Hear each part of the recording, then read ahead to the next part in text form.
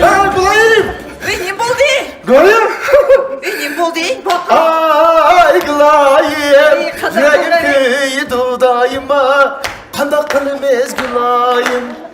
Oy, sürpriz aldım gül ayım. Sürpriz. Yengişilik soğa.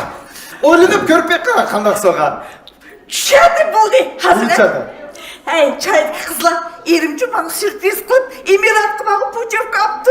Uçak. Yengişil eşek ketime. Uçak. Ne oldu? Nerede emiratı? Kim tuklan eşek kıldık o? Emirat kıbağı uzun tam kıbağa yakşamaz mı? Meyli ustam mısın koy barattım o? İkisinin kumlukları okşaş. Hiç o paputi uzun tam kıbağı arşan uçuşsa. Rasko diginiz.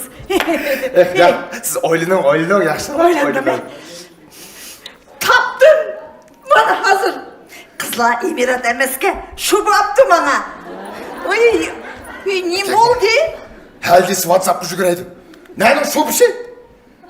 Ya şu kutula şu bu neme kadar ama düşünmeyeyim ben. Ya bana kurtkan tek 5 yıl oldu onunla. Şu meni kiyimlerimi sürüp gördünüz 10 yıl. Bilmem o. Ya kaldı siz de oylunun o sadan gitti. Oylunup yengişilik soğa. Hey, şendim. MSPS'ga bir gün ekip çıksız. Mercedes? Nana Mercedes'i koruğasına ekip deme üstümge 1000 tengelik kurtka, putumge 500 tengege sapuş giyipirsiz. Kayetme sürprizdir bana, üzerinde layıklar. Sürprizin pişt kalınızda. Bol deme özel deli yürekçi. Devrim. Ben Uyghur Tiyatri Tebessüm programı sıkışık bilet aldım bu.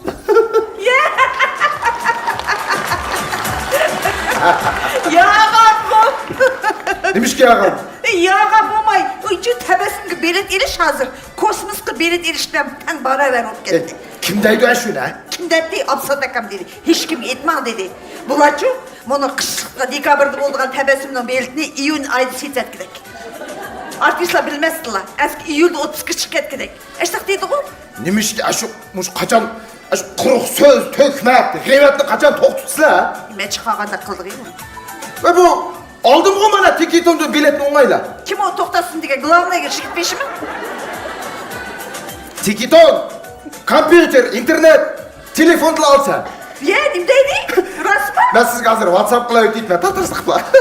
Hey, cinim yerim. Mırgıyas rehmet. Ya boldu söyle. Bir eşlik tiki tonladı eşlik sürprizki suyu koyattık bu neydi? Bokla. Hey, kaçan varımız?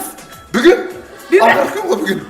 Vay hey, ben kiyinmedim o, ben ükrememem o. Az kaldı bu şuga. Vay hey, burundura kısmam değil mi? Çapsarak giyinip çık. Manala. Hey tatlılığın karsan. Hey, mırgıyas. Oh. Hey, siz kostüm olsun ki siz arkanız küçük bir etkendim ha.